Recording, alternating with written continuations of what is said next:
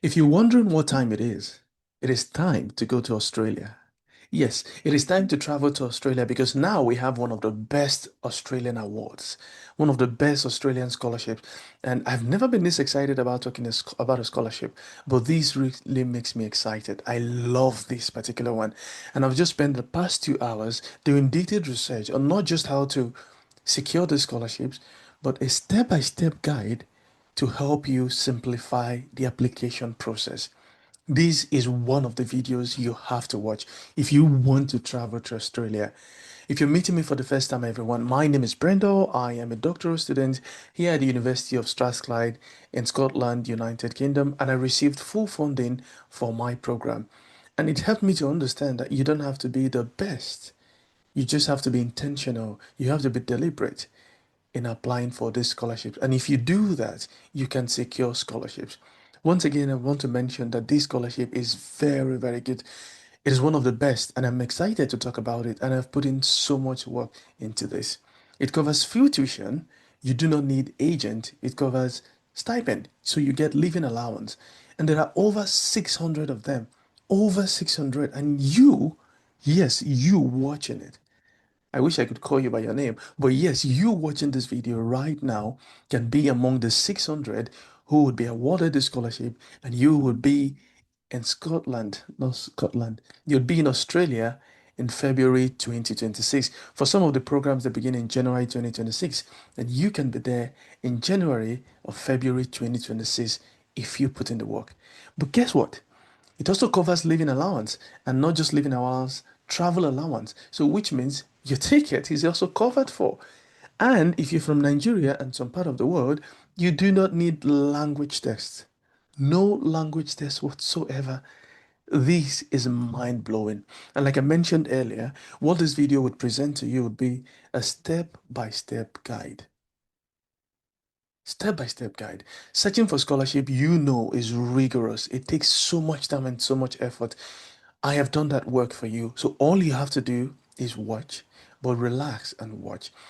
You can have a laptop close by, get every necessary document, and if there's any document I mentioned in today's video, I would make sure to attach a link for you to download a sample of that document. If there is no link there, just let me know in the comment section which of it you'd like, and I would share that with you. I will try to make this video as simple as possible, down to earth, so everyone would understand and you know that you can apply to this scholarship. And yes, you can be in Australia in January, February 2026. Before we start though, I have a humble request to make, which is please consider liking this video, subscribing. It really encourages me to go on. It motivates me to just keep doing what I do. So if you really gain content, if you gain value from this, please consider liking, subscribing, and it really encourages me a lot. I think that's all about the introduction, and it's time to get to work.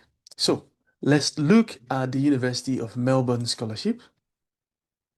All right, so I will share my screen now. So we're looking at graduate research scholarships from the University of Melbourne, graduate research scholarship. I'll try to keep this video short, but because there's a lot to cover, I would advise you can pause the video intermittently and come back to read and watch it. But please do take action as soon as possible. Now, the application status, open to automatic consideration. So you do not need a separate application for this one. You do not need a separate application for this, but it's not as easy as it seems. It doesn't mean you don't have to put in the work. You do not need a separate application, quite all right, but there's a lot involved. Now, the benefit amount, you have 100% fee remission, 100% fee remission, and up to 135,000 living allowance. 135,000 living allowance. It's for graduate research, as we mentioned earlier. Domestic and international students are covered. For future study and current study, and 1 or more years. Now, if you're doing masters by research, obviously that would be 2 years, but for doctoral studies, 3.5 years or 4 years. You can read the summary on your own, but now let's talk about some of the benefits. Like I mentioned earlier, full fee offsets for up to 2 years for students undertaking a master's by research degree, or up to 4 years for students undertaking a doctoral degree. A living allowance of 38,500 per year. Per year, that is mind blowing. Mind blowing. and it's for your by research program or your doctoral degree. And here again, we have it relocation grant of 2,000, but of course, we will not look at that. Those are for states or territories in Australia, but 3,000 for students moving from outside Australia. 3,000 for students moving from outside Australia. That is mind blowing. So you have your travel expenses already catered for. You have the tuition covered. You have living allowances provided. So what else do you need? Given submit the application as soon as you can. This is mind blowing, honestly. And we have 600 application. And once again, I want to say to you watching this video, you can be one of the 600. 600 is a significant number. You can be one of the 600 who secure the scholarship. So please be intentional about the application process. Yes, it will be an automatic consideration, but please be intentional about the application. And in this video, we'll look at how you can be intentional about it. The eligibility and selection criteria, you must have applied for the degree program. We'll look at that. Or you must have been you must have already been enrolled. But now let's just assume that the viewers are going to apply for the program. And then we'll look at the selection criteria basically.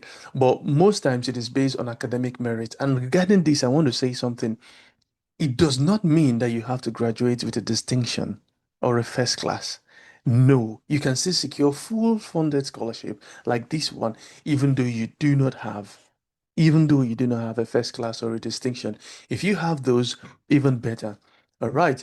Now, for the application, if you're a new student, you can also apply for the graduate course.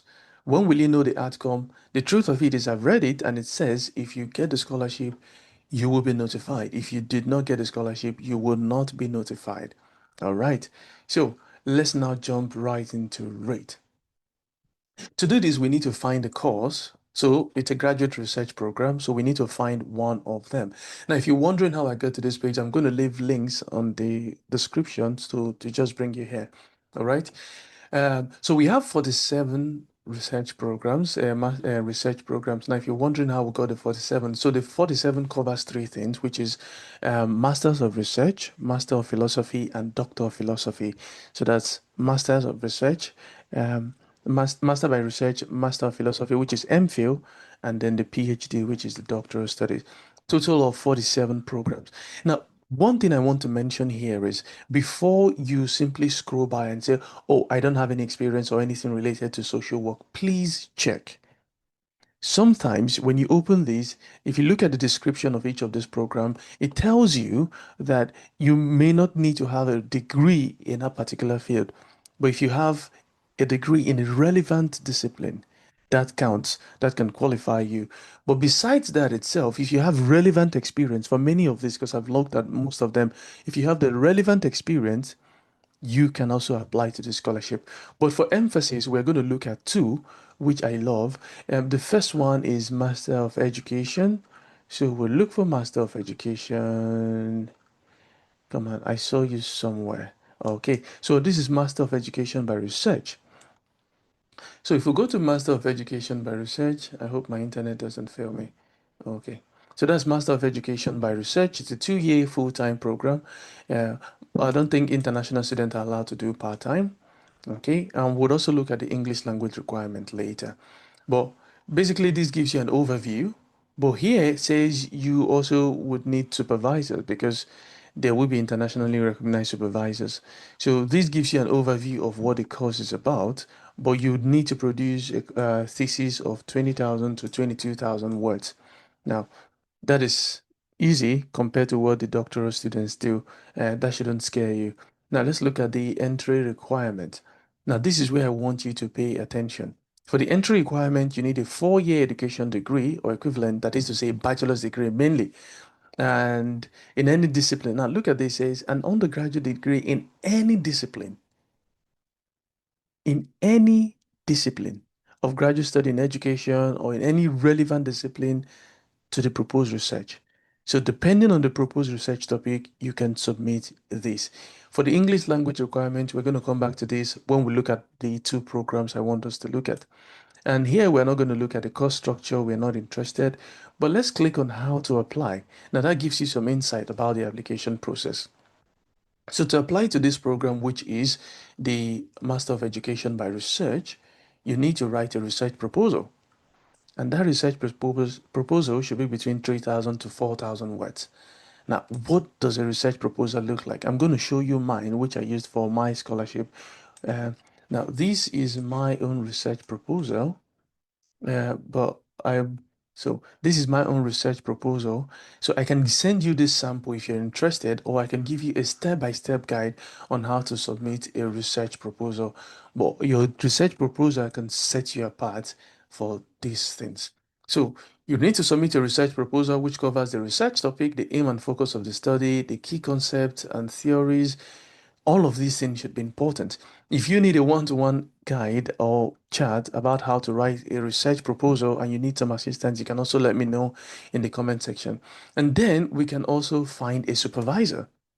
Now, in talking about finding a supervisor, we will come back to that when we come to this page. But for now, you need a supervisor to apply to this program. And then you apply online, and there are available scholarships for this. Okay, so this particular one is for Master of Education by Research. Let's go to another one. The other one I really like here. So while looking at all of them, I saw this one, Master of Arts, which means if your discipline is considered arts, if it's considered as part of the arts, just put it this. So just you can just apply for this. So if you look at all 47 and you feel like, oh, I cannot find my discipline, but if it's under arts, you can apply to the scholarship. Now, that is why I love this. It says, challenge yourself in a degree that broadens your skill set and advances your career prospects. Now, it lets you showcase your ability to present and argue a coherent hypothesis on your chosen issue. So you present the issue. So if you think there is an issue, if you think there's a research problem, there is a gap you want to fill that is considered under art but not mentioned anywhere else, please go ahead and submit a proposal. Submit a proposal for it. Find a supervisor who would supervise you or agree to supervise you, and then that's it. It is amazing. And I saw this and I felt I need to tell you about this. This is mind blowing. You should check this out. Now let's look at the entry requirement for this particular one. If we look at the entry requirement, similar to the other one, you need a master's, um, you need a 4-year honors degree or a bachelor's degree in relevant discipline and or a qualification or professional experience which is considered relevant, and you should have obtained the endorsement of a prospective supervisor. So you need a supervisor.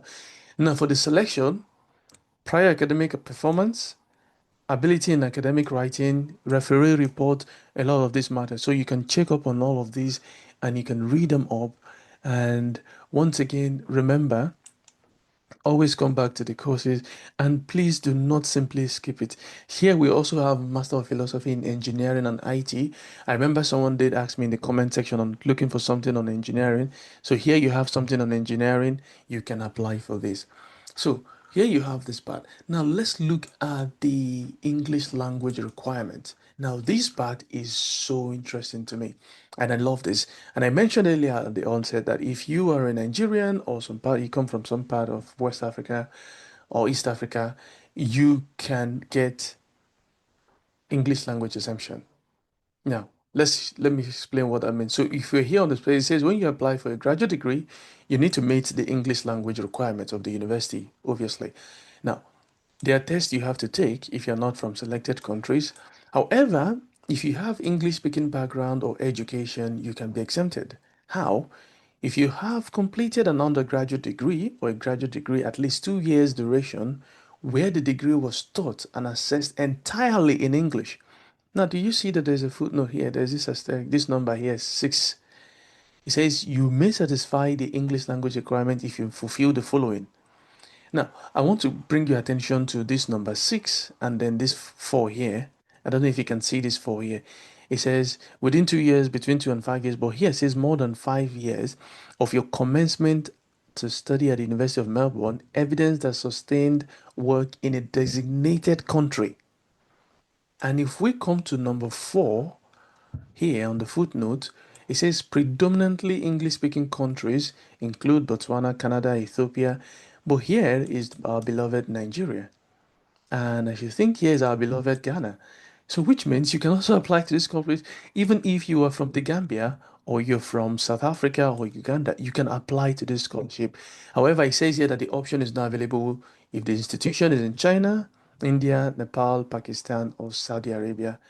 Does not apply there. So here you have it. You have it here that as long as you're from Nigeria, you're from Ghana, from these Western countries, Western African countries, and other countries mentioned in the list, you can apply for exemption. You do not even need the English language requirement, which is a good bonus for everyone here. Okay, so we've looked at the English language requirement. That is a plus. But now, like we did mention, you need to look for a supervisor. You need a supervisor for your program. Now, how do you find a supervisor? You'd notice for many of them, it says find an expert for many of the courses. Now, when you click on find an expert, it brings you to this page. Now, expert for business and industry, expert for research and collaboration, research supervision. So this is what we want to click on. So if you click on, I've actually clicked on it, research, expert for research supervision. Now, this is something else, another aspect you can find scholarship without having to write so much. If you come here and you click on available research degree opportunities, you get a research project. So what you find on this page would be research degree opportunities, and you have 107. Please do not use the filter. Try and check one after the other. Just check each of them to see which one aligns with your interest. And if you see anyone that aligns with your interest, you can look for the potential supervisor and apply to them, or you communicate with them. I'll give you an example of what I mean. So let's look at this one. This one mentions PhD opportunities improving the financial well-being of families by connecting health and social care, healthier families, uh, there are many. There was one I saw once that mentioned something about impact. Okay, PhD opportunity, understanding the long-term impact of nurse home visiting on children development. So if we click on this, it brings us here, and you can submit an expression of interest. Okay, now what do we need to do here? You just simply look at the project summary. But besides looking at the project summary, you also want to look at the project details. Now, these would be useful if you're going to contact or submit an expression of interest. Now, how do you contact the supervisor? So we have the principal supervisor here. This is Anna Price, and she is also the internal co-supervisor for the Department of Pediatrics. Now, if you click on Anna Price profile, it brings you here, okay? And you see her research areas. But besides that, you also get to see her highlights. You see the materials she's written, the articles she's written, journal article, journal article. You have to read this, become familiar with her work. But here is another catch. Besides reading all of her work, of course, you don't have to read all her work, but it might be useful to read some just so you know her research interest. And you could refer to this when contacting her. But beside this, you could easily copy her name, Dr. Anna Price. Now, that is something I would do and go to LinkedIn. Okay, so we just simply go to LinkedIn.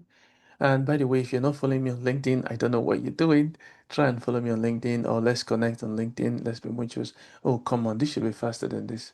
Okay, so if we come to LinkedIn, you could search for Dr.